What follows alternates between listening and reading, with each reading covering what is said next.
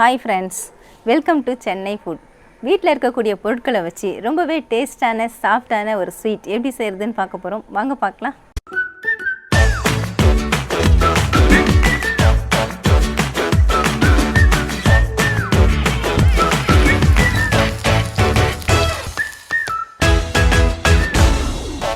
கடலை மாவு பர்பி செய்யறதுக்காக நான் பேனை சூடுபடுத்தியிருக்கேங்க.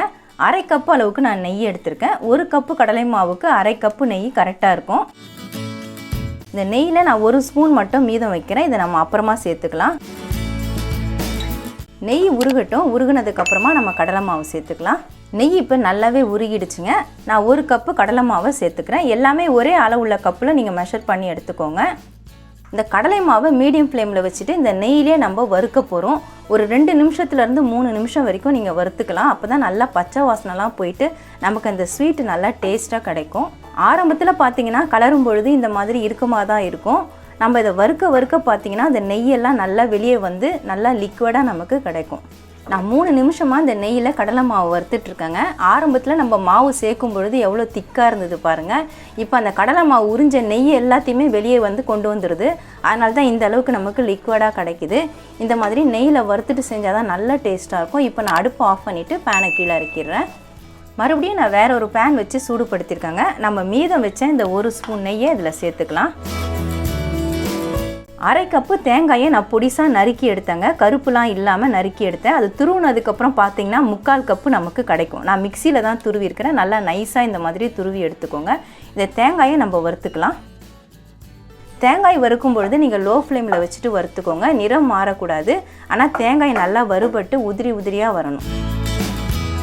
தேங்காவை நான் ஒரு 3 நிமிஷமாக வறுத்துட்ருக்கேங்க. பாருங்கள் இப்போ நல்லா உதிரியாக இருக்குது. நம்ம போடும்போது எப்படி இருந்துச்சு இப்போ பாருங்கள். தேங்காய் எடுத்து போட்டால் நல்லா உதிரியாக கொட்டுது. இப்போ இந்த தேங்காயை நான் வேறு ஒரு பிளேட்டுக்கு மாற்றிக்கிறேன்.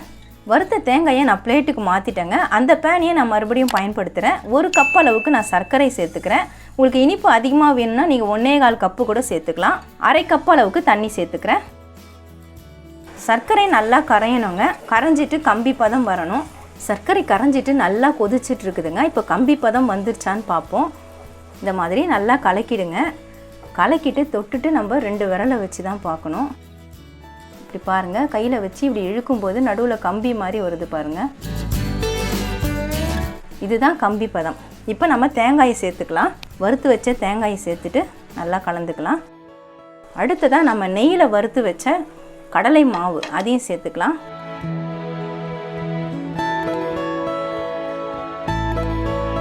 கடலை மாவும் சேர்த்துட்டு நல்லா மிக்ஸ் பண்ணி விட்டுக்கலாம்.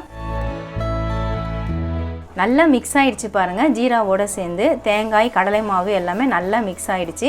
ஆனால் இது பதம் கிடையாதுங்க. இன்னும் நல்லா சுருண்டு வரணும். அதுதான் பதம். நான் சுருண்டு வரும்பொழுது உங்களுக்கு பதம் காட்டுறேன். இப்போ ஏலக்காய் பொடி சேர்த்துக்கலாம். நான் 1/4 ஸ்பூன் அளவுக்கு ஏலக்காய் பொடி வச்சுருக்கேன். அதை சேர்த்துட்டு ஒரு முறை கலந்து விட்டுக்கலாம். அடுப்பு லோ ஃப்ளேமில் வச்சுட்டு நல்லா மிக்ஸ் பண்ணி விட்டுட்டே இருங்க. அடுப்பு லோ ஃப்ளேமில் வச்சுட்டு நான் 5 நிமிஷமாக கலந்து விட்டுட்டுருக்குறேங்க. இப்போ பாருங்கள் நல்லா திரண்டு வருது. நம்ம கரண்டியில் சுழட்டும் பொழுது சேர்ந்து சுழண்டு வருது பாருங்கள். இதுதான் சரியான பதம். நான் ஏற்கனவே பிளேட்டில் நெய் தடவி வச்சுருக்கேன். இப்போ அந்த பிளேட்டில் நான் மாற்றி விட்டுக்கிறேன்.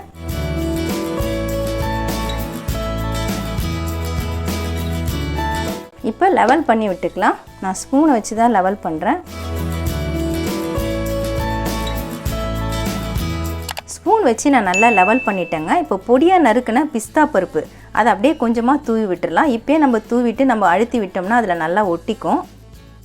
மறுபடியும் நான் ஸ்பூனை வச்சு லைட்டாக அழுத்தி விட்டுறேன்.